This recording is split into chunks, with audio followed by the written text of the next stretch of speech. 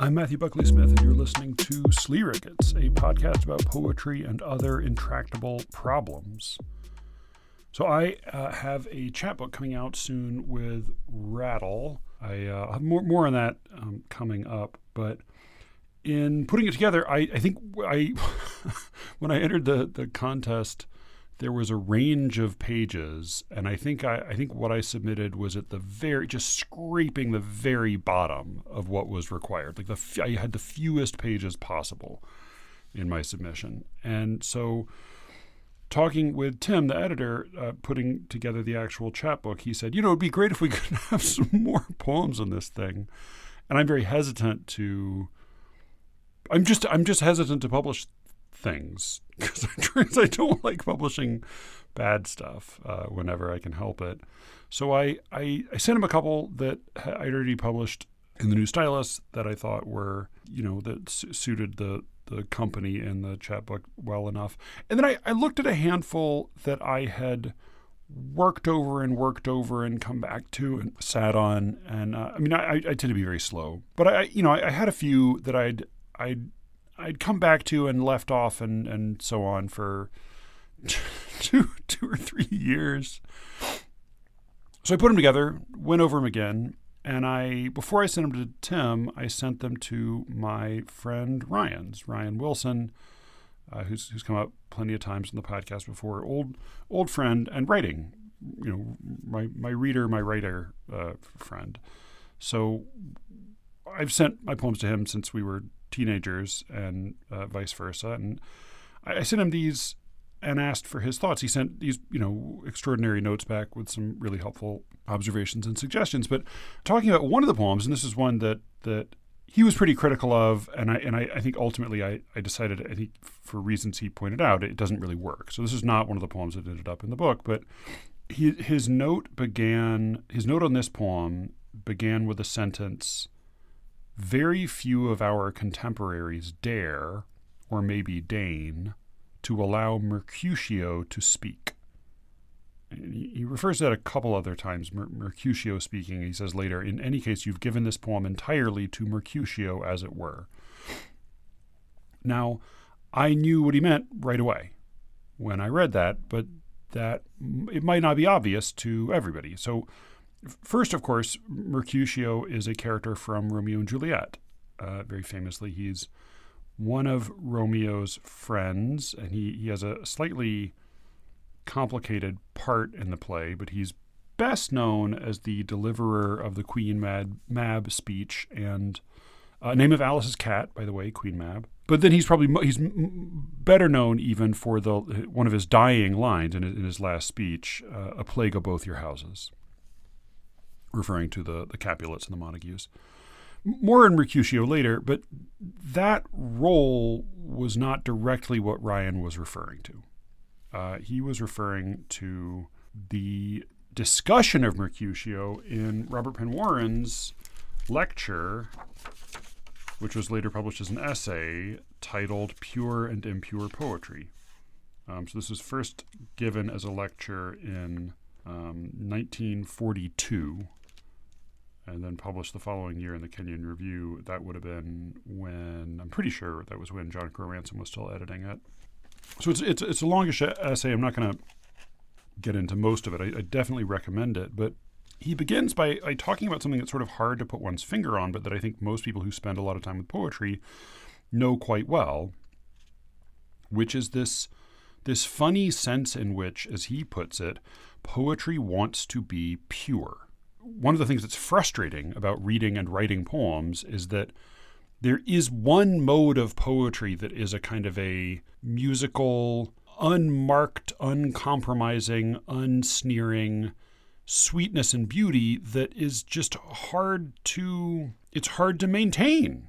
He says there's a problem because it doesn't, it's not just that we live in a world that isn't perfect. He says, "The poems want to give us poetry which is pure, and the elements of a poem, insofar as it is a good poem, will work together toward that end, but many of the elements, taken in themselves, may actually seem to contradict that end. He says, it does not seem to be merely the fault of our world, for the poems include deliberately more of the so-called dross than would appear necessary. They are not even as pure as they might be in this imperfect world. They mar themselves with cacophonies, jagged rhythms, ugly words and ugly thoughts, colloquialisms, cliches, sterile technical terms, headwork and argument, self-contradictions, clevernesses, irony, realism, all things which call us back to the world of prose and imperfection. And he talks about the ways in which poets will sometimes resist this tendency, but then he turns to one scene in particular, and that is the scene of the garden of the Capulets' house in Verona. And I think July is supposed to be when Romeo and Juliet takes place, because of when we're told Juliet's birthday, as I believe the play takes place in July. He quotes Romeo, "But soft, what light through yonder window breaks? It is the east, ... but we know the rest. And know that this garden," this is Warren, "in which nature for the moment conspires again with the lover, is the most famous of them all." He's talking about gardens. "For the scene is justly admired for its purity of effect, for giving us the very essence of young, untarnished love. Nature conspires beneficently here. But we may remember that beyond the garden wall strolls Mercutio, who can celebrate Queen Mab, but who is always aware that nature has other names as well as the names the pure poets and pure lovers put upon her. And we remember that Mercutio outside the wall has just said 'twould anger him to raise a spirit in his mistress' circle of some strange nature, letting it there stand till she had laid it and conjured it down. Mercutio has made a joke, a bawdy joke. That is bad enough, but worse, he has made his joke witty and, worst of all, intellectually complicated in its form. Realism, wit, intellectual complication, these are the enemies of the garden purity."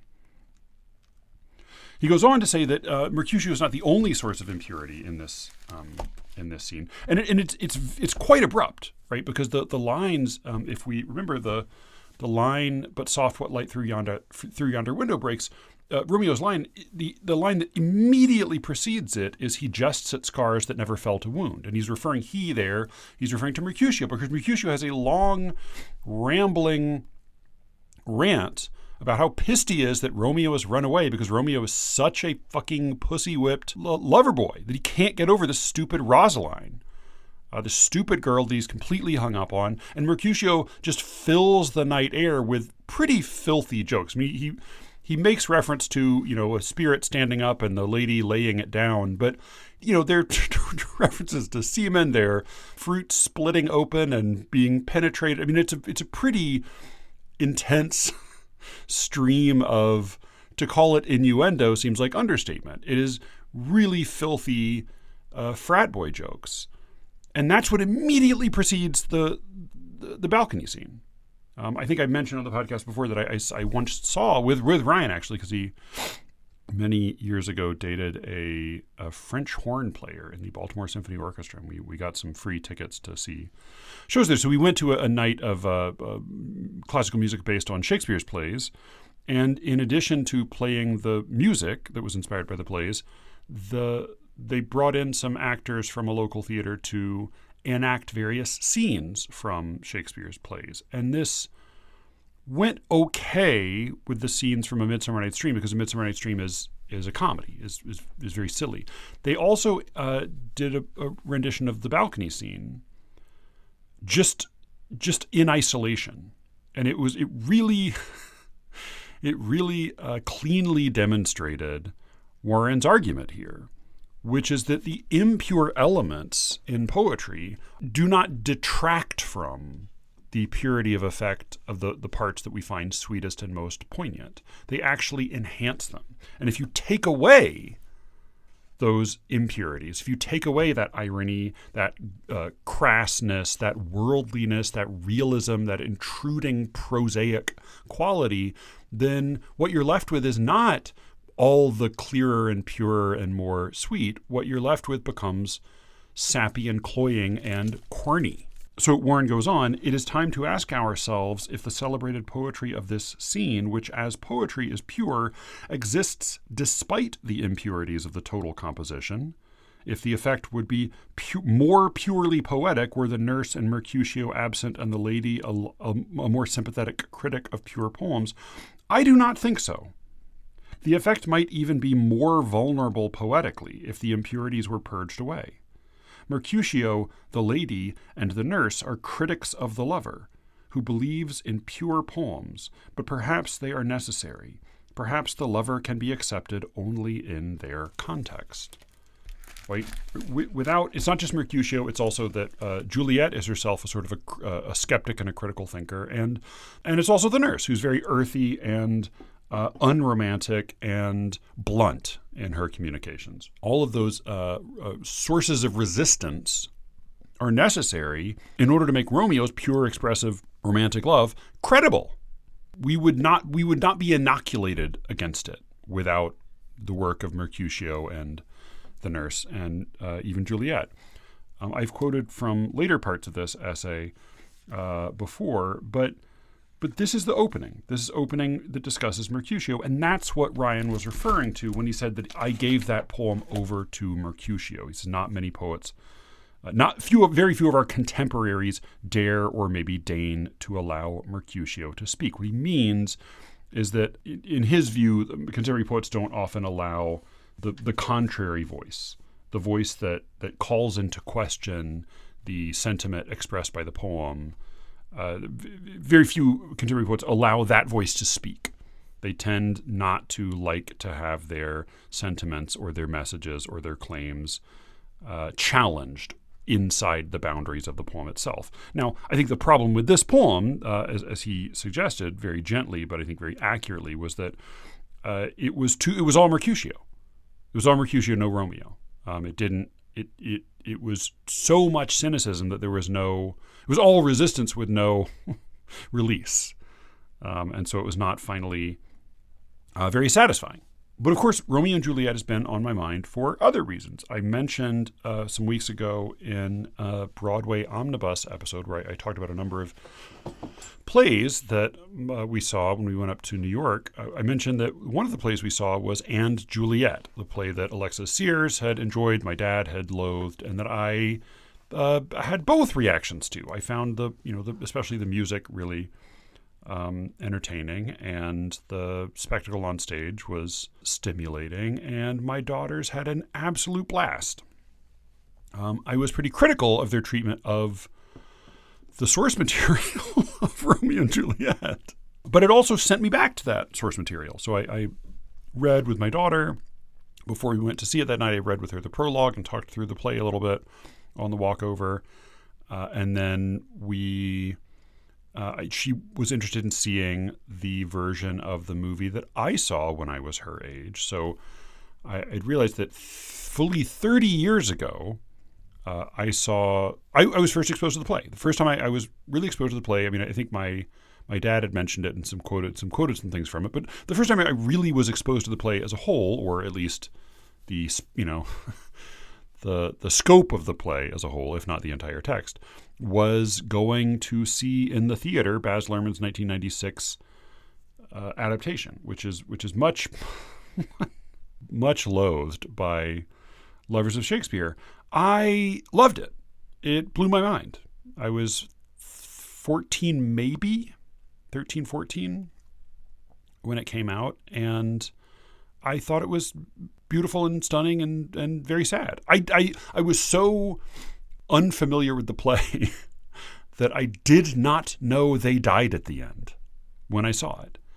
And I thought I think it was great getting to see it that way. Now, my daughter was already familiar with more of the storyline than I was at the time because she'd seen And Juliet. We talked through it and all. But yeah, she watched it with me, and yeah, it was fascinating to see it again. It is definitely a very flawed movie, and there's a lot to complain about. The thing that I found most difficult about it and most unpleasant about it was simply the editing. It is so, especially in the beginning. I mean, it slows down a little bit, but especially in the beginning, it is so insanely choppy. It feels like, an MTV, interstitial sequence during a commercial break. I mean, it's just it's painful to the to the retinas to see that many images chopped up and spliced together within every span of a few seconds. It is wildly cut down. It is set in the present day, but the present day is a kind of a hyper stylized, not especially realistic present day, set in Verona Beach rather than Verona, Italy. Yeah, the script is much slimmed down, but again, like that is really necessary for any film adaptation. Like, I'm sorry if you're doing a film adaptation and you don't cut the script at all. I guess you're doing Kenneth Branagh's Hamlet, and it's 4 hours long, and it may have some real problems. But I think particularly if you're, I think in David Yazzie at LCW mentioned that there's a whole cult of Shakespearean actors who like to do the plays using the original pronunciation, meaning they replicate something like the accent and pronunciation of the actors who were delivering lines at the time that the plays were originally produced. And these OP, original pronunciation performers, are very often also OC performers. That is, they are performing the plays also under the original conditions. So there's minimal set, daylight theater, right? You're performing it out on an open air stage in the middle of the day when there's good light. You're doing it with sides, that is, that actors prepare not having an entire script, but only having their own lines and cues cut out for them to memorize and be ready for at any time, because you don't know when your cue is going to come if you don't have the whole script in front of you. And generally minimal costuming. They kind of wear their best, in some cases they may recreate Elizabethan costume. But again, Elizabethan costume was just contemporary dress, which is what people did with Shakespeare plays. They would maybe throw on a couple of accent marks to suggest the period in question or the setting. But for the most part, they were just wearing nice, normal, contemporary clothes. And in addition to all this, one of the other things that original conditions performers do is they deliver it fast as all get out. And that standard, so the line that Yazzie mentioned that a lot of original pronunciation actors will tattoo on their arms, is from Romeo and Juliet. It's from the prologue. The line is, or the phrase is, 2 hours traffic, which is how long it is supposed to take to perform a Shakespeare play in its entirety. The fearful passage of their death-marked love and the continuance of their parents' rage, which but their children's end naught could remove, is now the 2 hours traffic of our stage. 2 hours traffic, that's how long you have. That means that the play is being performed incredibly quickly.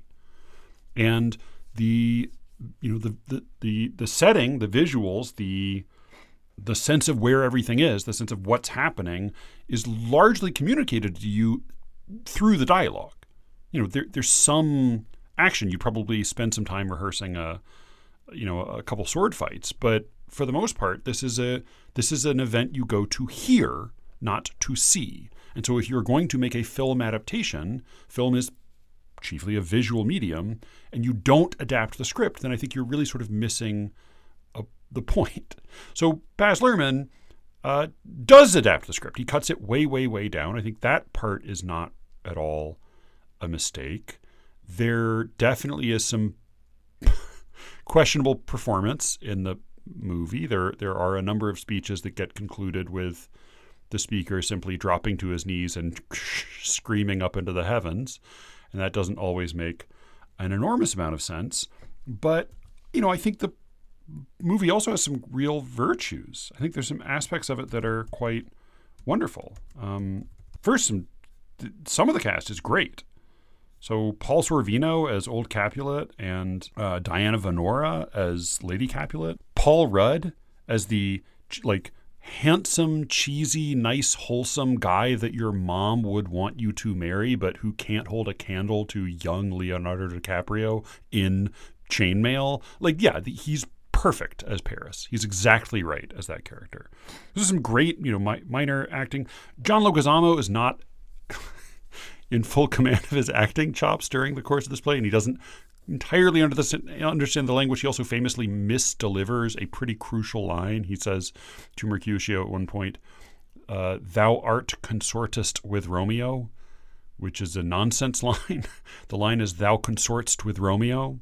Thou consorts with Romeo, meaning you consort with Romeo, and there's some implications rise up out of that claim, really just meaning you go around, you hang out with Romeo, you are in league with Romeo, and Romeo is my enemy.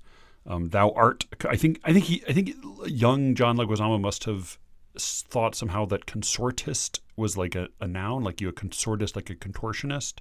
Thou art consortist. But it's the point, though, is that his delivery of that line is not great. His delivery of some other lines is not great. But holy shit, he looks amazing. He looks so good as Tybalt. And that's true of a lot of the movie. Like, so much of it just looks unbelievably good. And that's a lot of what you want in a film adaptation. Most of all, though, I think I'm a fan of Harold Perrineau. I know some people were not fond of his Mercutio. I think it's quite good. I think he gets a little shouty during some parts. I think the Queen Mab speech it's tough, but I think it's a tough speech in general. And I think, having it be the suggestion that it's a little bit, it's a delivery mechanism for the party drugs that he gives Romeo at the end of it is not so inappropriate, given who Mercutio is, given the kind of guys they are.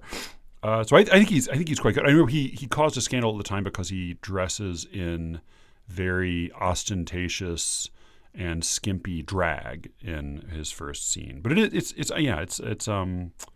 funny. Didn't even raise an eyebrow for my daughter today. A different time, because he is very much a male character, but he's in drag in that opening scene. And I think Perrineau and Baz Luhrmann, I would say accurately and in no way, originally pick up on Mercutio's attraction to Romeo.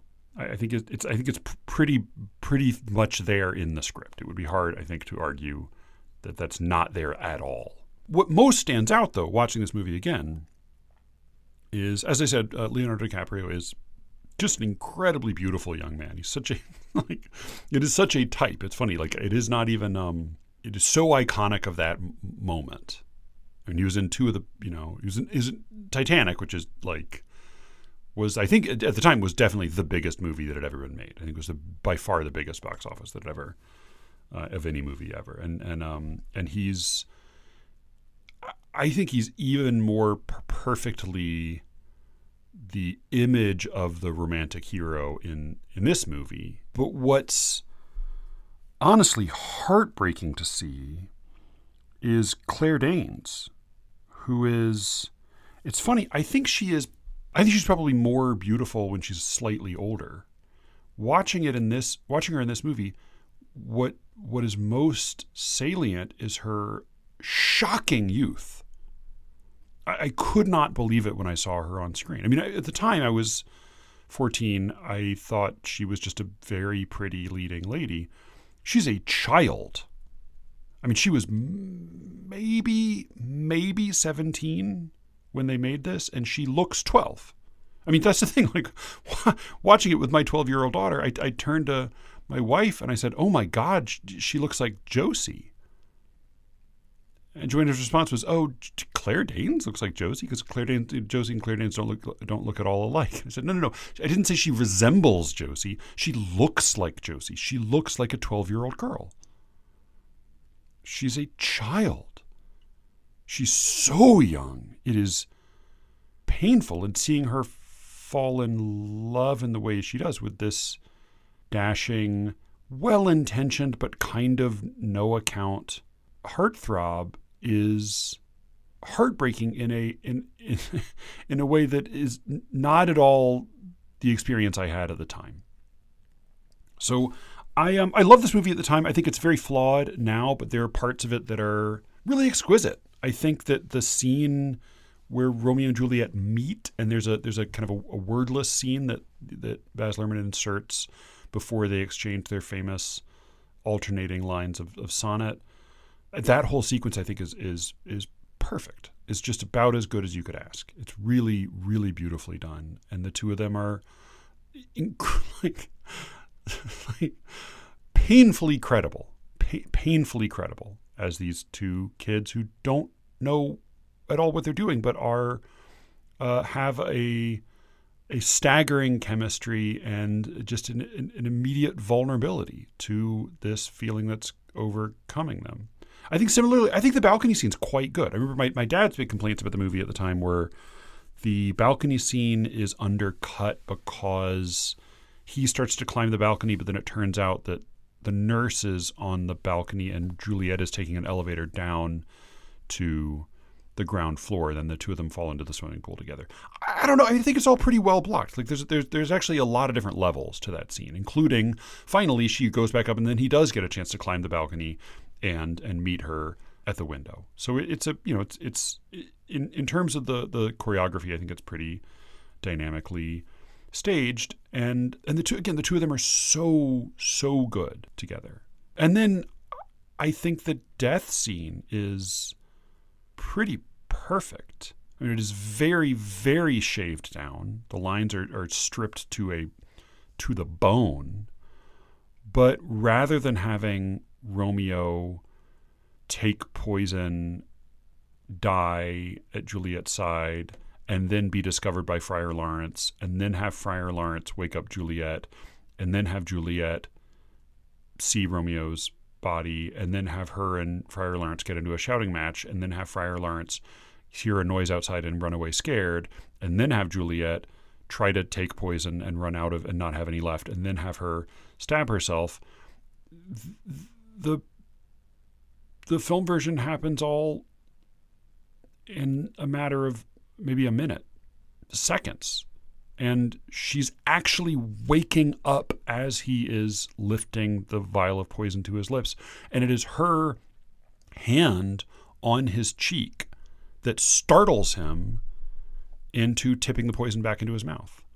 And I think they cut the line. I believe in the play his last line is, "O true apothecary, thy drugs are quick." And I think they cut that line from the movie because the drugs are so quick, and you see him die as she's waking up and as he's recognizing that she's dead. So they actually share a conscious moment together. I mean, I think that again, as I remember my dad pointing out at the time, you couldn't do that on stage. You couldn't get that kind of closeness on stage. But boy, being able to do it on film, you'd be a fool not to. It's so wrenching. And yeah, again, just the style of the movie, the look of the movie is terrific. So yeah, it's a lot of it is a mess. A lot of the editing is painful. A lot of the cast is not terrific. There's definitely some passages where you get the feeling that Baz Luhrmann didn't understand the script. The scene where he chases down Tybalt in a car is not great. It is also, the whole play is done as a just absolute straight ahead tragic romance. And you might say, well, that's what Romeo and Juliet is. But after watching it with my daughter and having these sort of mixed thoughts about the movie, I went back and I reread the play. And now my thoughts are even more complicated. So let's see. Where do we go from here? After I saw this movie in the theater, really like later, I don't think it was less than a year later, I was in a production of Romeo and Juliet. I was 14, 15 maybe. I had not yet turned 15. I was about to turn 15. So yeah, it must have been that same year. I was in a production. It was an adult production. It was in the park. It was, in that sense, it was original conditions. It was out in Grant Park in Atlanta. It was an adult production. I was the only kid in it. I'd already done one production, done Midsummer Night's Dream with the same company. Both of those plays, by the way, were, I believe they both debuted the same year, and we're not sure exactly which of them was written first, but as hundreds and hundreds of people have pointed out, thousands of people have pointed out, the little mocking play within a play that is such a a colossal joke in A Midsummer Night's Dream is basically, in microcosm, Romeo and Juliet. It's another story, Pyramus and Thisbe, a different set of star-crossed lovers, but it is very, very similar in its story arc to Romeo and Juliet. And so it is sort of curious to imagine him writing one first and then the other in quick succession in either direction. But so I was in this production with a bunch of adults. It was a big learning experience. I was Benvolio, so minor role, Romeo's cousin, the slightly more level-headed of the young Montague boys. It was a lot of fun. I learned to dance. I learned to sword fight. Stage fight. I was very committed. I don't know that I was good, but I was very committed to my role. I also learned about a certain kind of theatrical failure. So one of the real problems with the play, with the production, was the director. So the director, who's also the woman who ran the whole project. It was a little seat of pants theater company. She was the artistic director. She was the whole everything of the company. I remember one of the few things I remember about her personally, she was very, very generous to me. I was just a kid. She gave me a lot of rides. She lent me John Gardner's Grendel, which was a wild thing to read at 14. I remember being a little scandalized by it, but having my eyes opened. And I remember she had her license plate. She had a vanity plate. I think it was just some random assortment of numbers, but then the letters were AYN, as in Anne or Ayn Rand, because she was a huge Ayn Rand fan. And she said that when she went on dates, if the men saw her car, it was always a test to see if they would say, "Oh, like Ayn Rand," and if they did, then that was a sign that maybe things were going to work out. I think she did try to get me to read The Fountainhead, and I thought, well, Grendel's a lot shorter. I don't know that I'm up for The Fountainhead. But the real problem with that production was that she, as a very smart and hardworking and gung ho, how do I say this in a way that will convey to you an accurate and not uncharitable picture that also relates the problems that would emerge. She was a stout, handsome woman of 40, and she insisted on playing Juliet. And she played Juliet with a kind of an alternating... Honestly, her performance, like when I saw the clips of Mark Rylance playing Olivia in Twelfth Night, which again was a role originally played by a male, but by a cute teenage boy whose voice might not entirely have cracked yet, rather than a haggard 50-year-old man. When I saw that performance, Mark Rylance is a great actor, but when I saw that performance, I was reminded of the performance of this woman who insisted on playing Juliet, because she would sort of alternate between kind of playing a schoolgirlish cutesiness and then leaning into a sort of a heavy-throated matronly roar. And this, well, it was a strong choice, and it made for a kind of a farcical effect. What was then curious was that we had a great Romeo. I remember we had a Romeo who just looked like Romeo. He was so handsome. He had a little, Three Musketeers goatee. He had sort of like shoulder length, rich, thick, curly, dark hair. He looked like an Italian. He was just like whip thin, dashing. He looked like an Italian lover. He was just perfect. And he was a good actor too. He was really good on stage. He was charming. He was fun. I had a nice rapport with him. I had a couple little scenes with him. He was a really sweet guy. Everybody loved him. The problem was that he was not very responsible. He was always late to rehearsal. He was always, biking up with a cigarette in his mouth 30 minutes into rehearsal. He was a flake. He was a classic flaky, handsome actor who sort of got away with more than he should have because he was so good looking and so charming. And he and the director butted heads a lot, and very frequently when he was late or absent, his lines would have to be read by the stage manager, who was very devoted, extremely hardworking. Stage managers are always overworked and underappreciated. And this stage manager was just put blood, sweat, and tears into the play and was devoted to the director, Juliet, and was a sweet guy, very fussy and type A, like a lot of stage managers are, very uptight. Also, again, I don't want to be unkind, but just for the sake of a picture, was everything Romeo was not. Was short, had a kind of a stringy gray bowl cut, a big whopping sort of clumsy nose, was notably pigeon-footed. He walked with I don't know if you'd call it a waddle or a limp, but was notably pigeon-footed, sort of pear-shaped in physique. Very sweet guy, but not a beautiful man. Kind of mild but perpetual rosacea.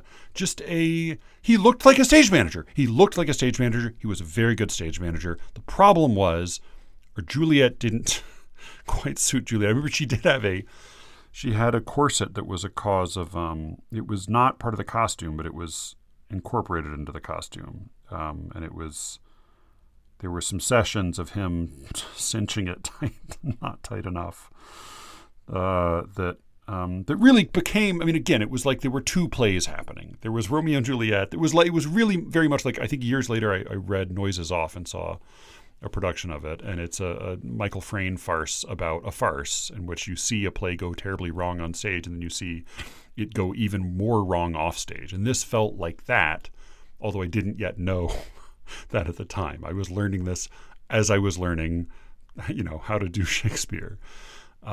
Eventually, as you might already have anticipated, Romeo flamed out. The director lost her shit at him, fired him, truly like days before opening. And there was no one who could step in to the role of Romeo except for the stage manager. And so he did. So we had, in the end, we had a Romeo and a Juliet who were oddly sort of suited to each other. But the play as a whole was kind of a disaster. It was a farce. It was a farce. I thought back to that production when I was rereading it, not just because, when you perform a play, so many lines and passages get just carved into your memory, and there were sort of sense memory associations with particular pronunciations or particular actors or moments out in the swatting gnats out on the lawn in Grant Park. But also because I found myself questioning again and again the tone of the play. This thought came to mind when I was rereading Macbeth recently, because there's something funny about I wrote a whole essay about Macbeth that's going to be in a new little magazine that Micah Maddox is going to be putting out someday soon. But I don't think I mentioned this in the essay. In the scene in which Macbeth commits the murder, kills the king, and frames his two guards, it's a longer scene than I remembered rereading it. And there are actually a number of entrances and exits in which he's sort of wandering around in the dark. Lady Macbeth is wandering around in the dark. They are sort of egging each other on and correcting each other and interrogating each other. And he's a total bumbler. He comes out with blood all over his hands, still holding the knives that he was supposed to frame the two guards with. And his wife says, "Oh my God, what? You killed him, but what are you doing? You still have the knives on you? Are you insane?" And it's sort of a mess. It's the darkest thing in the world. And there's a whole famous essay about how the knocking at the door when the porter comes and gives his obscene speech is the great kind of breaking of the deep black solemnity of evil that has that has overtaken the stage in this atmosphere of dread and murder in the scene before. But But the actual murder scene is a sort of a bungle. And reading it, what I kept thinking was, I don't know if we've figured out the right tone in which to present this. It does, like, the tone scene, like, I think if you present something like that as deadly, deadly serious, you run the risk of pure poetry, right? You run the risk of the audience being the Mercutio, the audience smirking, the audience becoming the porter. And if you try to present it as just a joke or just a grotesque or a travesty like our production of Romeo and Juliet was, then it just becomes sort of unwatchable, or you sort of watching it becomes an act of sadism.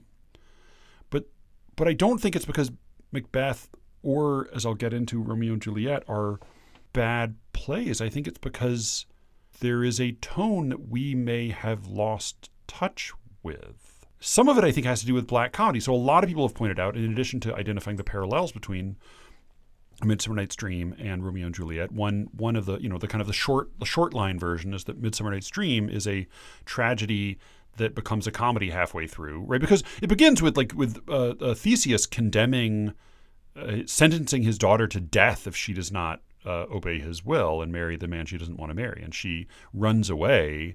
So I mean, there is this sentence of death overhanging this girl.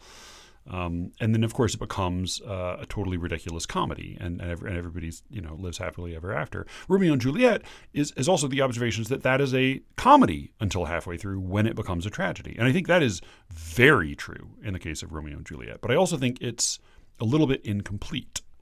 So one of the truisms, and I don't know where this comes from, but I remember hearing it ages ago in various phrasings, is that comedy is what man looks like to the gods, right? It's all a big joke, because for them, the stakes are nil, right? It doesn't matter.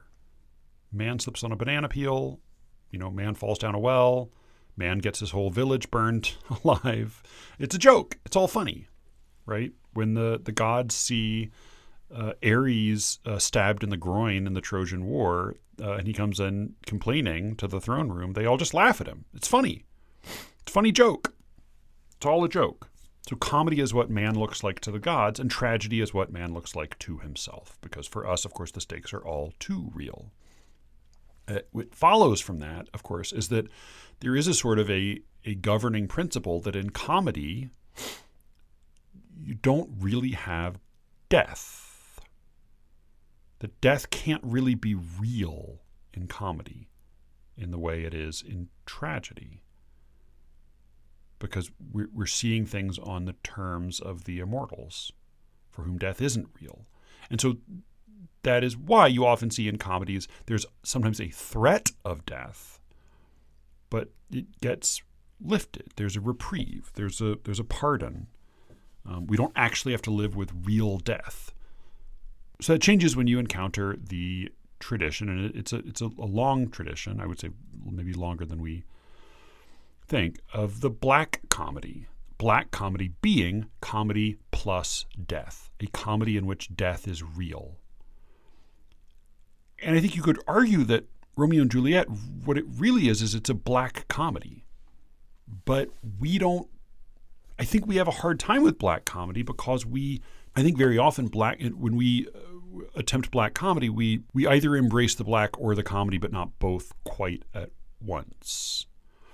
And rereading Macbeth, and then again rereading Romeo and Juliet, the example that kept coming to mind of a dramatic presentation in which the tone felt similar to the tone that seemed to make these scenes most credible. You wouldn't want to present them in pure absolute sincerity, and you wouldn't want to present them as a mere sneering joke, but you want something that contained both of those qualities. Something that allowed a tone that allowed for the high hilarity as well as the deep sorrow. And the two examples that came to mind were Beckett, right, Waiting for Godot, Endgame, some of the other short plays that. But again, Beckett, I've seen one good production. I've seen one good production of Beckett. But I think a readier example, because it's a complete work that can be received, as is, it doesn't have to be reinterpreted, is the best of the Coen brothers. I think the Coen brothers actually capture a tone that is similar to the tone that I think seems most appropriate to some of Shakespeare's weird, great plays. And I think we tend not to do that. There are very few of Shakespeare's plays. Either people do this with Hamlet, like both Kenneth Branagh, and there was one or two of the Hamlets I've seen live. People will try to make Hamlet sort of into a silly man as a way to kind of undercut the somberness of a lot of the interpretation. But making him a silly man is not right either. It's something else. I think something like the tone of Fargo or Barton Fink may be the tone that is actually most suitable for Macbeth, for Romeo and Juliet, because Romeo and Juliet is a very different play than I remembered. It is not a straight-ahead tragic romance. In fact, going back through it, I was surprised again by how little of the play is made up of Romeo and Juliet. They have in all 3 scenes together where they're both awake, right? They have the one scene at the end where they take turns being dead. But otherwise they have 3 scenes. The balcony, they have the scene where they meet in the party, and that's vanishingly brief. As they're, famously they exchange lines, and the lines they exchange are a sonnet. But in fact, rereading it, I realized it's not quite a sonnet, or rather, it's not just a sonnet when they meet each other. It's a caudate sonnet. So caudate sonnet is a tradition that emerges after the sonnet, although there are also long sequences of caudate sonnets. It's a sonnet with a tail. And there's an Italian tradition. There are different versions. Sometimes the tail is 2.5 extra lines. Sometimes I think Gerard Manley Hopkins has a version that's like 10 extra lines. But you get to the end of the sonnet, and then there's a little more. And that little more-ness, the tradition is, it adds an element of satire. It slightly undercuts what has come before. And I think that's exactly what happens here. So here are their first lines to each other. Romeo sees her. By the way, there's a great deal of emphasis. I'd forgotten. There's like a lot of emphasis placed on how hung up he is on Rosaline. He can't get over this girl who wouldn't sleep with him because she wants to become a nun. And it drives him crazy. And all of his friends are making fun of him. They're also all sick of him, constantly whining about her. And at one point, Benvolio actually says to him, I'm going to take you to this party, and I'm going to show you some other girls, and when you see them, you will think Rosaline is a crow by comparison. And Romeo is scandalized by that. But then, guess what he says when he sees Juliet? He says, "What lady's that which doth enrich the hand of yonder knight?" The serving man says, "I know not, sir." Why does the serving man not know Juliet? It's in old Capulet's house. Like, it's her house, and the serving man doesn't know who she. Maybe it's Romeo's serving man. I don't know. The serving man's not doing his job. Romeo says, "Oh, she doth teach the torches to burn bright. It seems she hangs upon the cheek of night as a rich jewel in an Ethiop's ear. Beauty too rich for use, for earth too dear. So shows a snowy dove trooping with crows, as yonder lady o'er her fellows shows." He says exactly what Benvolio said he would say. That, like, compared to all the other ladies here, including Rosaline. Rosaline is at that party. Including her, Juliet is a white dove compared to a troop of crows. So we are given every reason in the world not to have a great deal of faith in Romeo's love for Juliet. But he sees her first. He goes over to her, and he grabs her hand. He says, "If I profane with my unworthiest hand this holy shrine, the gentler sin is this. My lips, 2 blushing pilgrims, ready stand to smooth that rough touch with a tender kiss. Your hand is a shrine. I've profaned it, right? I've taken what was outside the fanum, outside the fanum, I can't remember. Yeah, fanum. Fanum is temple, and profanus is outside the temple. So he says, I'm profane and you're sacred, and I'm profaning you. I'm tainting you by touching you, but but my lips are like pilgrims coming to a holy shrine, and they will make up for that presumption with a kiss. If I profane with my unworthiest hand this holy shrine, the gentler sin is this. My lips, two blushing pilgrims, ready stand to smooth that rough touch with a tender kiss. Juliet's response is kind of ingenious and very ambiguous. She says, good pilgrim. She says, okay, all right, I'll bite. You're calling yourself a pilgrim. Good pilgrim, you do wrong your hand too much. Which mannerly devotion shows in this? Your hand shows mannerly devotion in touching my hand. If I am a shrine and you're a pilgrim, for saints have hands that pilgrims' hands do touch. This refers to saints as the statues of saints. Pilgrims would come and touch statues of saints, and as is true in many cases, they blacken or mar or eventually wear away the various parts of the saint statues that they touch.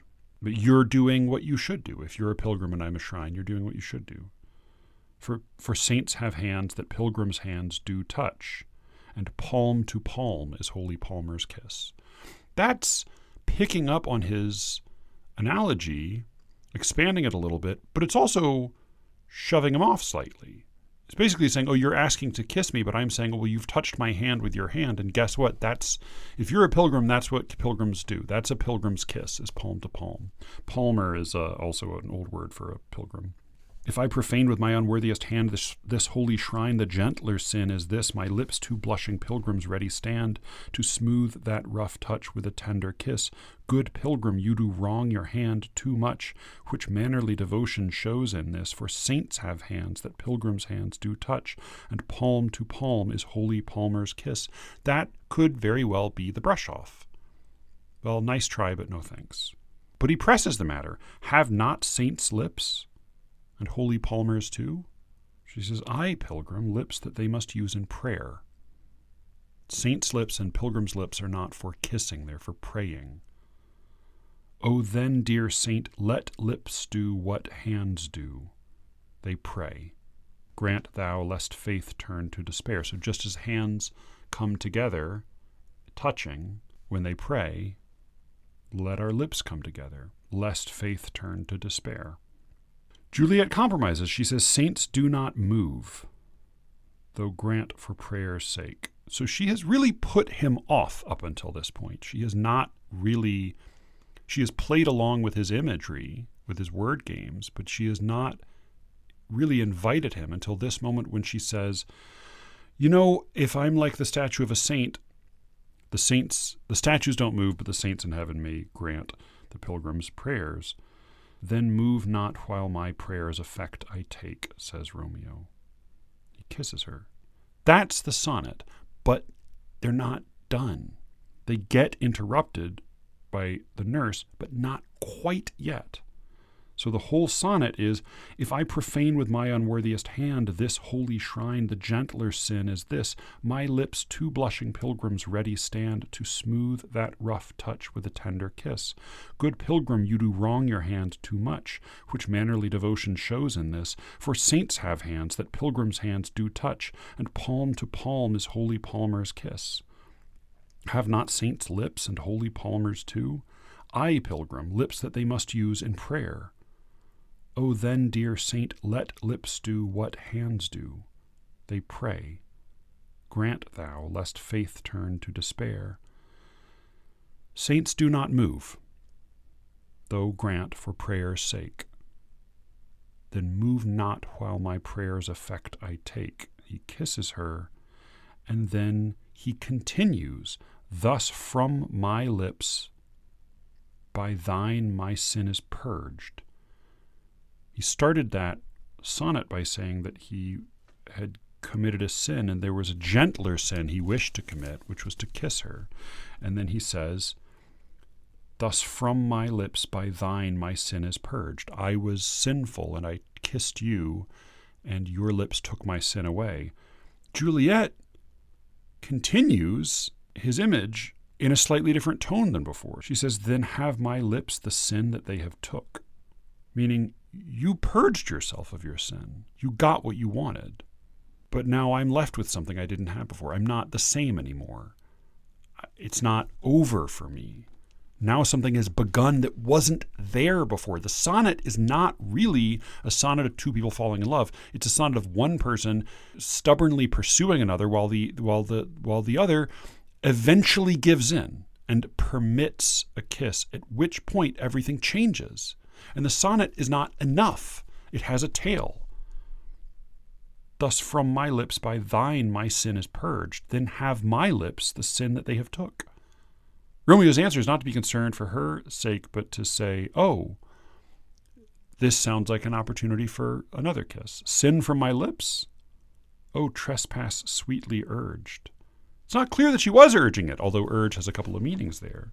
Sin from my lips, oh, trespass sweetly urged, give me my sin again. He kisses her again, and her last half line is, you kiss by the book. This little tale is a quatrain. It's 14 lines ending with a couplet that conclude the sonnet with a kiss, and then the quatrain, thus from my lips by thine my sin is purged, then have my lips the sin that they have took. Sin from my lips? O trespass sweetly urged, give me my sin again. You kiss by the book. You kiss by the book is wonderfully double-edged, right? It's, you do everything right, you know what you're doing, also you do this like you've studied it. You do this as if it's not you doing it, but a part you're playing. You're polite, you're gentlemanly, but also maybe this is a scene that you've played out a number of times. Maybe I'm not even the first person to get this line about the blushing pilgrims. It's a very, very ambivalent endorsement of this kiss. And this is, I think, what was really shocking to me rereading this play is that just as Claire Danes looks so young in that movie version. I mean, it just, watching it again, I mean, you're watching it like I was watching it like a father. And it's still a tragedy, but it's a very different kind of tragedy. The thing I did not know, so I knew Juliet was young, and I knew she was sort of like weirdly young for our tastes today. What I had not realized, because there were, I think, 3 separate versions of the story that had already been told in different media before Shakespeare wrote his play. It was a well-known story. It had been told around a number of times. It had been reinterpreted, rewritten, reworked. In the previous versions of the story, Juliet was very young. She was a teenager. She was, in the oldest version, I mean, the oldest she was in one of those earlier Italian versions was 18. In the other, she was 15 or 16. Insanely young, right? So I had always assumed that Juliet was very young in Shakespeare's play because they lived in olden times, and so girls married young, and so that's why it was sort of weird how young she was when we look at it today. But I was wrong, because she is young. And in fact, in one of the earlier versions, she's almost 16, and her father says she's too young to marry. Shakespeare makes her younger. Shakespeare makes her 13. So he was not doing that because that's the age girls were at the time. He wasn't even doing that because that was the age she was in the source material. She was older in the source material, and he made her younger. And he hammers that home. In the opening scenes with Juliet, over and over and over again, you hear how young she is. And you hear Paris say he's interested in her, and her dad says, you got to give her at least a few more years. She's way too young. She's not yet 14. They make such a heavy-handed point of this, that Romeo is always in love with somebody else, that he's completely hung up on Rosalind, and Juliet is a child. She is a child. And when her dad tells her dad thinks she's too young to get married, her mom tells her, ooh, Paris is a really, is a big catch. The mom and the nurse say, hey, we were both getting pregnant by your age. You should go ahead and marry this guy, Juliet just says, okay, yes, I will do as I'll do as I'm told. She's a child. So when she meets Romeo, I think when I saw and Juliet, there's it's very frustrating. But I think what I said when I was talking about it in the Omnibus review was that the play treats Romeo as an idiot, but of course they're both idiots. And I think rereading the play, that's not quite right. They are both foolish, but Romeo is an idiot. Juliet is a child. She doesn't know anything. And, I think thinking back on the play, because I hadn't seen the movie again. There's also, Franco Zeffirelli's version, which I've seen a few times, which is quite good. The Mercutio in that is very good. The death scene is excellent in that. And the people delivering the lines know what they mean. And those actors are also young. And there was a scandal more recently because there's some nudity in that version. And the Juliet, I think, was like 15 when they shot that. Beautiful movie, amazing version, super problematic, I guess. But I hadn't seen or read any version of it in years. And my recollection was that this was I think, as Elijah has said at some point, it's an immature play about kids who get caught up in, they're too much in love and they let that run away with them. They stake their lives on something that they shouldn't stake their lives on, and it's not a major tragedy because it's a little bit frivolous as these things go, and that Shakespeare would grow up and write more serious plays about more serious people. And that was very much my sense of what the play was, that it was sort of like, I figured rewatching it, it would be like, as people have said when they rewatch My So-Called Life, also with Claire Danes, that at the time they thought it was a movie about teenagers. They watched it again, they realized it's a movie about parents. And I thought that would sort of be the case for Romeo and Juliet as well. And it sort of is, except that what's very clear is that, yes, Romeo is an idiot. Yes, Juliet is a child. But all of the adults are idiots too. Everybody is an idiot. Even in the opening scene, when you have the young Montagues and the young Capulets feuding in the streets over the insult of a bitten thumb, even there, they're not just making a mountain out of a molehill. They're arguing with one another about how much of a mountain they're making out of a molehill. Everybody thinks that everybody else's motives are not just not the right motives, but foolish. And everybody's sort of right. Capulet says to Paris, he says the same thing Benvolio says to Romeo. He says, why don't you come to the party tonight and you'll see a bunch of other women and Juliet will pale in comparison to them. You're thinking about my 13-year-old daughter. You're thinking about the wrong thing, guy. You have the wrong thing in mind. Benvolio tells Romeo that he's ridiculous for getting caught up on Rosaline. Mercutio gets caught up in his Queen Mab speech, and I forgot that it gets cut off mid-sentence. And Romeo says, bro, you're talking about a dream. You're talking about a dream. This is ridiculous. I'm not interested in this anymore. Just give it up. In the balcony scene, Mercutio, as Warren points out, has a whole spiel about how silly and obscene and ridiculous Romeo's romance is, and he thinks it's a romance. He thinks that Romeo is still in love with Rosaline, which he's not. And then, as Warren also points out, when Romeo actually meets Juliet on the balcony, or at the balcony, she criticizes everything that he says. She nitpicks all of his claims and comparisons. And when he finally calls her back saying, how canst thou leave me so unsatisfied? Her response is, what satisfaction canst thou have tonight? And of course, we all know he wants to get laid. He is a horny young guy who is, what's the line? What's the phrase from Deadwood? Cunt-struck. He's overwhelmed in the presence of attractive young women.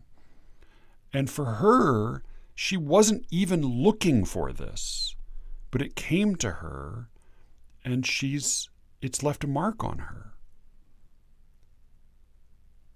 And so it's because of him that she takes this possibility seriously, and it's because of her that he takes seriously the marriage, which is what he then proposes, because he has to come up with something other than "I wanted to get in your pants tonight."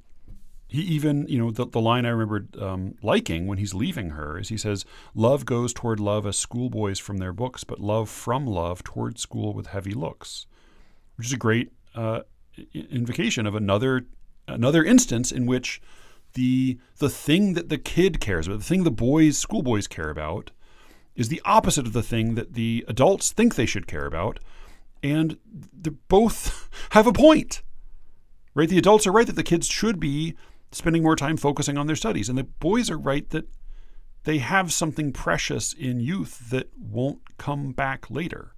In 3-1, and this was where I thought Harold Perrineau does quite a nice job in his interpretation, despite John Leguizamo's botched line, in illuminating this scene. 3-1 is the scene in which, it is 3-1. It's 3-1 where Tybalt comes looking for Romeo. So at the party, Tybalt tells Capulet, "Hey, Romeo's here. I need to go. I'm going to go fight him." And Capulet says, "You're not going to cause a stink in my party." What matters to Capulet is the dignity of the party. What matters to Tybalt is his honor. Tybalt seeks out Romeo, and Mercutio toys with him and teases him and makes fun of him.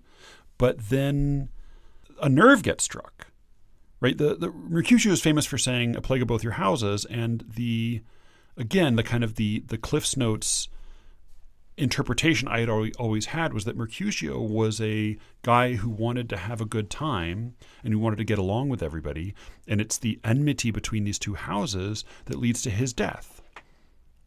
Right? He gets killed in the midst of this feud between the two houses as embodied by Tybalt and Juliet's cousin and Romeo. But that's not quite right, because Capulet at the party says, "I've heard Romeo's a good young guy, and he doesn't want more strife." And Romeo decides that he wants to make peace with his enemy. And he even says he'll disavow his own family. And Friar Lawrence, when he learns of this love between Romeo and Juliet and that they want to get married, he thinks this may be an opportunity for me to heal the rift between the two families. This is what happens, by the way, when families are feuding and you want peace, you marry off the firstborn of either side. That's what you do. That's this is very well established tradition. They're actually in their youthful excess, in their pursuing their teenage passions, they're actually doing good diplomacy. Like that is the mature decision, is for the two of them to get married, and then the two houses would come to peace.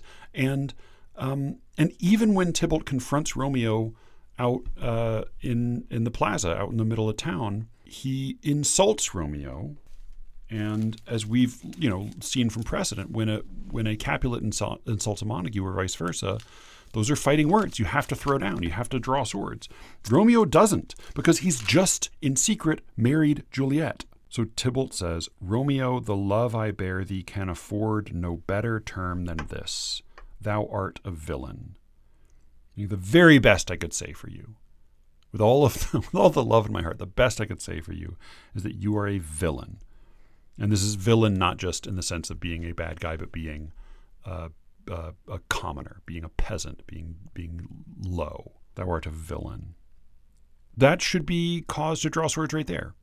But Romeo says, "Tybalt, the reason that I have to love thee." He picks up Tybalt's sneering line about love, with all the love in my heart, the most I could say for you is that you're a villain. And Romeo picks that up with sincerity. He says, "Tybalt, the reason that I have to love thee doth much excuse the appertaining rage to such a greeting. I should be furious when I hear you say that, but I have good reason to love you, so I excuse it. Villain am I none. Therefore farewell. I see thou know'st me not." He accepts the insult. He says, I'm not a villain, but I'm not going to fight you. In an honor culture, that's a defeat. You are effectively saying, all right, I accept that you are dishonoring me in public, and it's not worth it to me, because he's just married her cousin. In fact, Tybalt's now family, and Romeo is level-headed enough to understand this and to say, this is, soon enough this will come out, this will be public, and our families will be at peace. And so all of this will be old news. And so he's willing to take the hit to his reputation in public. Tybalt won't let it go. He says, "Boy, this shall not excuse the injuries that thou hast done me. Therefore turn and draw." And Romeo doubles down. He doesn't take the bait there either. He says, "I do protest I never injured thee, but love thee better than thou canst devise, till thou shalt know the reason of my love. And so, good Capulet, which name I tender as dearly as mine own, be satisfied." This is not just what's expected. This is sort of shocking. And it was funny. It was only watching Harold Perrineau's performance that I recognized maybe part of what's happening there, which is that Mercutio adores Romeo.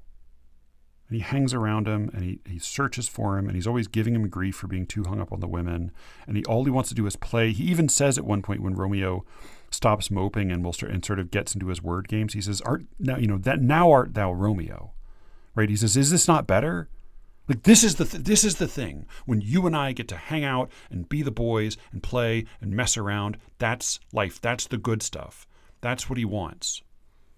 And Romeo keeps blowing him off to go be with some woman.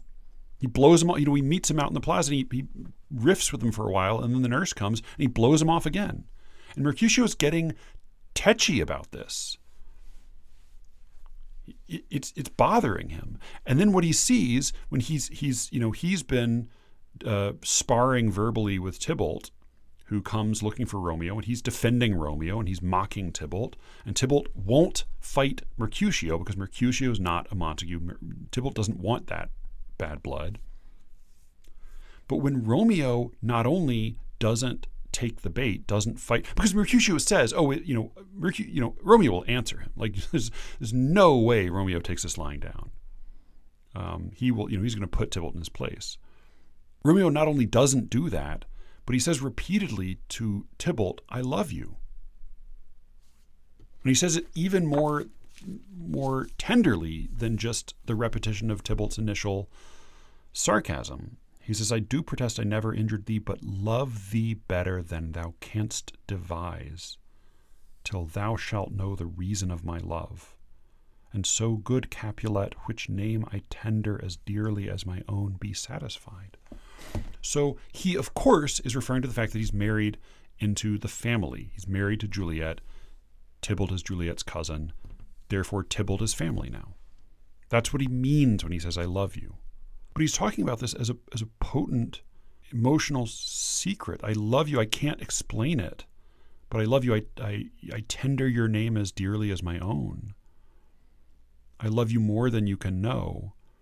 He says this again and again and again to Tybalt. And I think, again, watching Harold Perrineau's performance, I think that's what actually sets Mercutio off. Because, in fact, this is not a case of an innocent, psychopomp being caught between warring families. It is Mercutio who takes the fatal step. Romeo allows Tybalt to insult him in public and turns away. There's not going to be a fight. That's the end. Tybalt, gets the coup because he insulted his enemy in public, and his enemy said, "I love you," and didn't draw. So Tybalt has actually he scored his point, and Romeo's taken the hit. Mercutio says, "O calm, dishonorable, vile submission." He objects to Romeo's failure to engage Tybalt, but I suspect that just as with the captain in Twelfth Night, Antonio, whose his actions don't really make sense in that play unless you account for the fact that he's quietly in love with Sebastian. I think similarly, Mercutio's actions make much more sense if he's in love with Romeo. And what he's just seen, Tybalt doesn't understand what's going on, except that Romeo was accepted his insult. Romeo can't explain that he's married to Juliet. All Mercutio knows is that Romeo has been blowing him off and blowing him off and blowing him off. And finally, this asshole Tybalt shows up. Mercutio insults him, tries to spar with him. Tybalt restrains himself until Romeo comes and then directly insults Romeo. And Romeo's response is to tell Tybalt tenderly, repeatedly, I love you. I think it's that sends Mercutio over the edge. And Mercutio is the one who breaks the peace. He later says a plague of both your houses, but it's his doing. And I think that plague of both your houses actually is more poignant when it's partly an expression of guilt. He's insisting that it's the two houses. He's insisting it's the Capulets and the Montagues. He's insisting it's this goddamn feud rather than what it actually is, which is that he fucked up. He lost control. He couldn't stand to hear Romeo tell Tybalt, I love you. And he had to fight him. And then, of course, Romeo tries to intervene, and there's a terrible accident, and Mercutio is stabbed. Romeo immediately blames Juliet. I mean, again, it's not that he's not a sincere lover. It's just that we're given every reason to think that he's sort of a fickle-minded, young, hot-blooded kid, which is exactly what he is.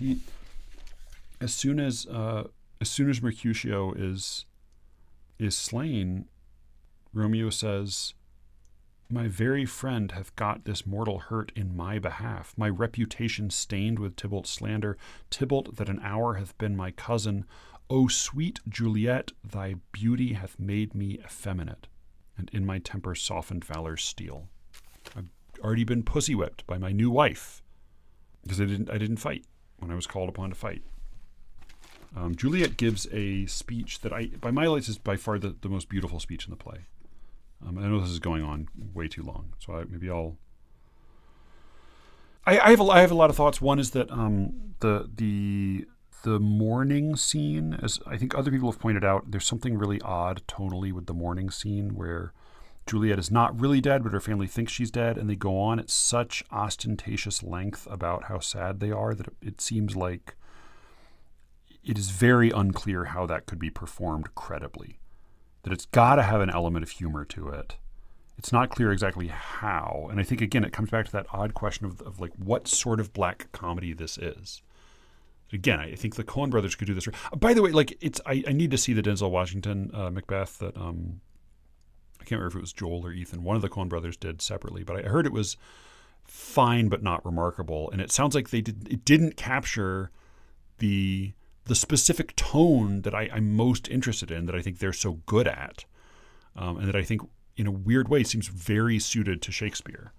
But yeah, I think there's a version of this play I kept imagining as I was reading, and the version was this. It was take the whole play, most of which is other people fumbling, making a big fuss, mountains out of molehills, are arguing with one another about how you're stupid, no, you care about this thing you shouldn't care about, no, you care about this thing you shouldn't care about. There's this whole long sequence where like Capulet stays up all night, as he says, like playing the housewife, trying to get all the decorations ready for the wedding.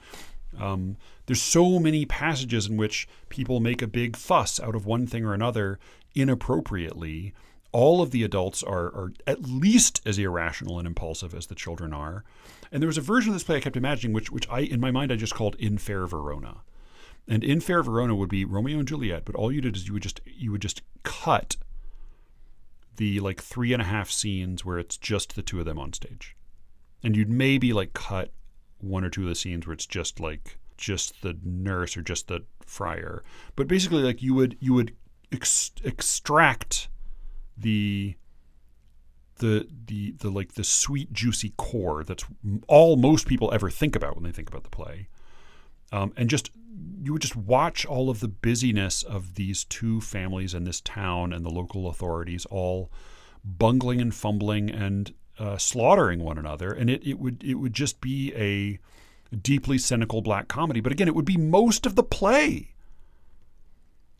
And then if you reinsert the scenes, the sort of those pure scenes with Romeo and Juliet, what you start to see is that it's not so much a play about two great lovers, who are thwarted by fate. And it's not so much a story about two young fools who stake too much on love. It's a story about an irrational and irresponsible and violent, cynical and foolish and short-sighted adult world, and a child who emerges into just the very beginning of womanhood. I mean, she's, I don't know, she's probably just had her first period. Like she's just emerging into adolescence, not adulthood. And she's relatively smart, and she's pretty good at critical thinking. I mean, she thinks circles around herself. She spins herself into a tizzy a number of times, but she's trying to figure out how to be, and she's taking all of the cues she's given as reasonably as she can. She takes her wedding vows much more seriously than anyone else does. She's much more committed once she commits to something than almost anyone else seems to be. She's trying to do it right. But the world she's entering makes no sense. It makes no sense at all. And all of the examples she's given are terrible ones.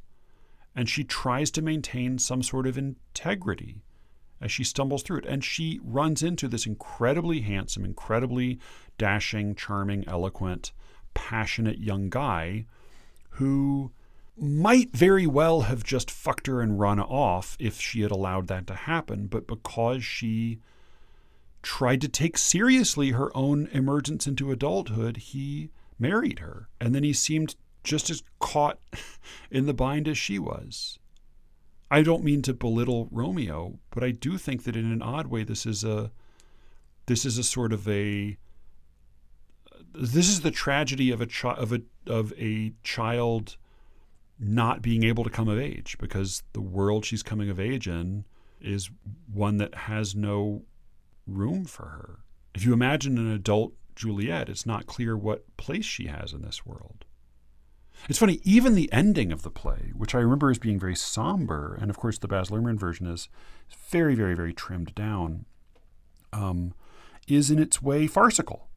You know, Romeo, of course, like totally unnecessarily slaughters Paris.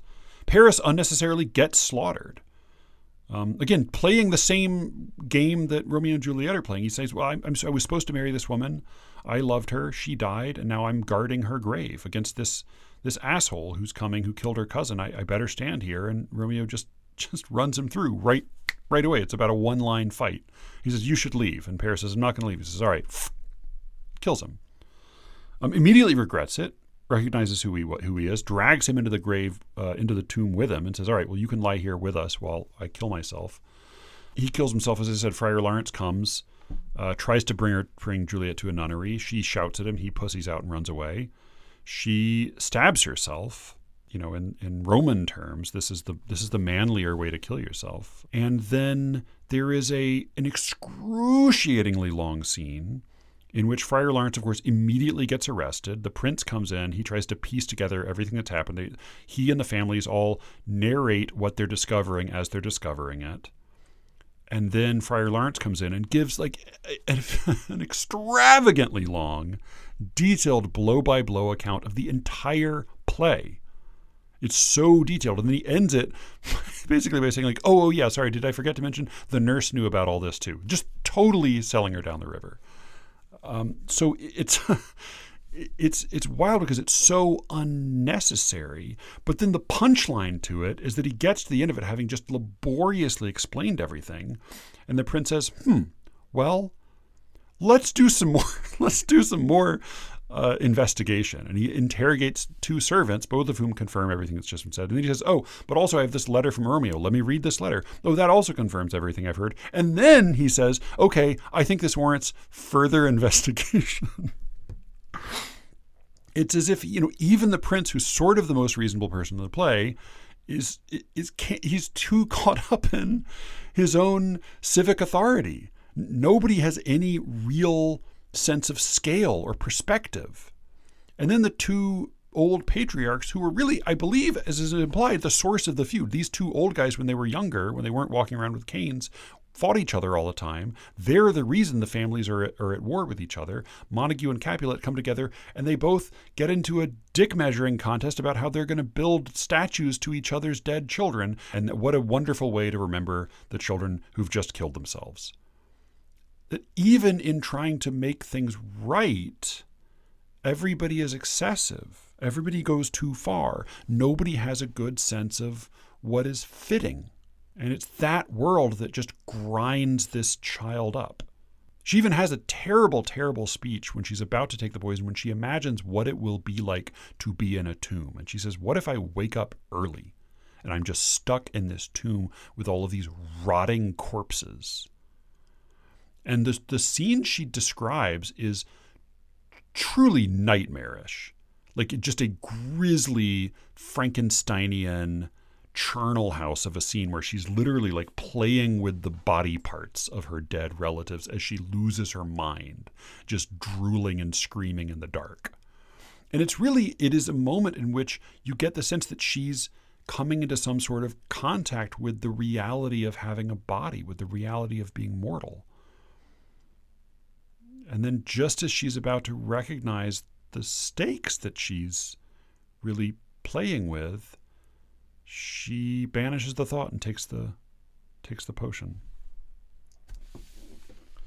Anyway, fascinating, strange play. I don't know what I think of it entirely, but it was really, really good to reread it. And it just complicated everything.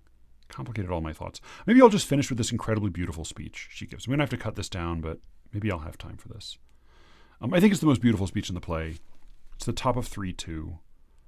There's a later scene where she tries to convince Romeo that it's not day, and it's a kind of a playful version of an aubade, a love song at dawn. That's what an aubade is.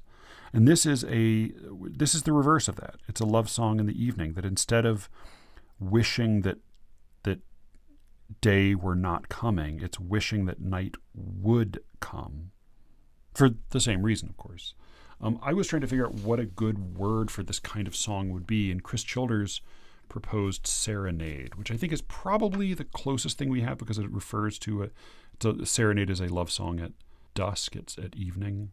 But I don't know. I'm not sure if that's quite right. Helena, my writing friend, suggested oscurato, using the Italian rather than the French suffix, obscurad, ombrad. Ryan suggested nocturne, but that seems more sort of concerned with night proper. But here's her serenade. Here is her speech, wishing that night would come, imagining night coming, and imagining what this will mean for her. Because she's scared. She wants night to come, but she's scared. She doesn't know what it will be like to have sex. She's scared of it, and she's embarrassed, but she also is excited. I mean, it's so deeply recognizably human. Spread thy close curtain, she says. Spread thy close curtain, love performing night, that runaway's eyes may wink, and Romeo leap to these arms untalked of and unseen. Lovers can see to do their amorous rites by their own beauties, or, if love be blind, it best agrees with night. Come, civil night, thou sober-suited matron all in black, and learn me how to lose a winning match, played for a pair of stainless maidenhoods. Hood my unmanned blood, baiting in my cheeks with thy black mantle, till strange love grown bold think true love acted simple modesty. Come night, come Romeo, come thou day in night, for thou wilt lie upon the wings of night, whiter than new snow on a raven's back. Come, gentle night, come, loving black-browed night, give me my Romeo. And when I shall die, take him and cut him out in little stars, and he will make the face of heaven so fine that all the world will be in love with night, and pay no worship to the garish sun. Oh, I have bought the mansion of a love, but not possessed it, and though I am sold, not yet enjoyed. So tedious is this day, as is the night before some festival, to an impatient child that hath new robes, and may not wear them. And mid-line, she's interrupted by the nurse. The world intrudes again. prose intrudes again. There's some dispute over that line, when I shall die, take him and cut him out in little stars, because it seems to suggest, one version I think says, when he shall die, take him and cut him out in little stars, kind of like a Dionysus did with Ariadne, where she died and he turned her into a corona, the crown of stars in heaven. And when Heracles dies, he's assumed into the pantheon. When Romeo dies, take him out and cut him out in little stars. But that's not what's in the script. The script says, when I shall die. And there is, I think, a nice conflation there. It's hard for her to imagine him continuing after she dies. Isn't that the same thing? Isn't that one life? Just as it's impossible for her to imagine that since she's a virgin, she assumes he's also a virgin, a pair of stainless maidenhoods. But of course, it is insanely unlikely that he's a virgin. Of course, Romeo is not a virgin. He's a swaggering, sword-drawing man about town. He is definitely not a virgin. But she just effortlessly assumes he is, just as she assumes that when she dies, he'll die too. She wants night to come to cover up their actions so that others can't see them. But also she admits that it's in part because she's embarrassed and she will be too shy to do what she needs to do if they could see each other. She says lovers can see to do their amorous rites by their own beauties. Our beauties will be enough for us to see each other. And if love be blind, it best agrees with night. If love is blind, then the night's the right time, because love can't see anyway. And she wants to be taught. She wants to be taught how to do this thing she's spent her whole life trying not to do. She's been told that nothing she has is more precious than her virginity. And she's scared to lose it, but she wants to learn. And she imagines, as shy and blushing and bashful as she is, she needs to be hooded like a hawk. She needs to be blindered. She needs the night to help her learn, so that when love, which is now strange, which is now a source of bashfulness and shame and shyness, when it becomes more familiar because of the dark, when the friendly dark, the civil night, allows her to become familiar with love, then eventually she will be able to think true love acted simple modesty, that the act of love in all of its frankness and all of its nakedness will seem to her the simplest modesty, the most natural and virtuous thing in the world. That's something I think people sometimes forget when they use the word chaste or chastity. I think because we associate it with the chastity belt. But even the chastity belt is not an absolute device. The chastity belt has a key, right? Chastity is not celibacy. Chastity is sexual virtue.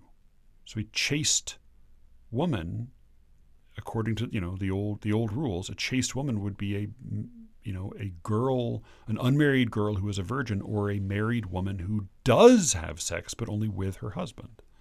And that's what Juliet is. That's the tension she's trying to imagine resolving. I'll read it one more time because it's so beautiful. Spread thy close curtain, love performing night, that runaways' eyes may wink, and Romeo leap to these arms untalked of and unseen. Lovers can see to do their amorous rites by their own beauties. Or, if love be blind, it best agrees with night. Come, civil night, thou sober-suited matron all in black, and learn me how to lose a winning match, played for a pair of stainless maidenhoods. Hood my unmanned blood, bating in my cheeks, with thy black mantle, till strange love grown bold, think true love acted simple modesty. Come, night, come, Romeo, come thou day in night, for thou wilt lie upon the wings of night, whiter than new snow on a raven's back. Come, gentle night, come, loving black-browed night, give me my Romeo. And when I shall die, take him and cut him out in little stars, and he will make the face of heaven so fine that all the world will be in love with night and pay no worship to the garish sun. Oh, I have bought the mansion of a love, but not possessed it. And though I am sold, not yet enjoyed. So tedious is this day, as is the night before some festival, to an impatient child that hath new robes and may not wear them.